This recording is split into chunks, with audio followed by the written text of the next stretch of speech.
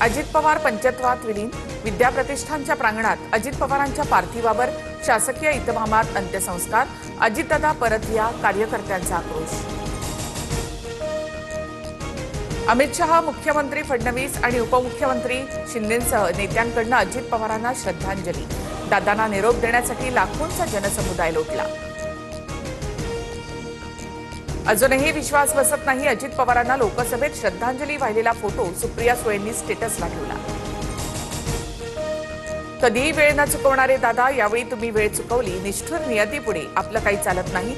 अजित पवारांबाबतच्या भावना फडणवीसांकडून लेखातून व्यक्त.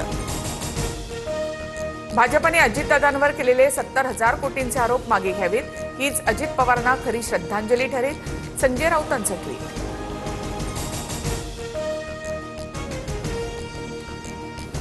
उद्धव ठाकरे यांच्याकडून बारामतीमध्ये अजित पवार कुटुंबियांची भेट. अजित पवारांच्या मृत्यूनंतर ठाकरेंकडून पवार कुटुंबियांचं सांत्वन.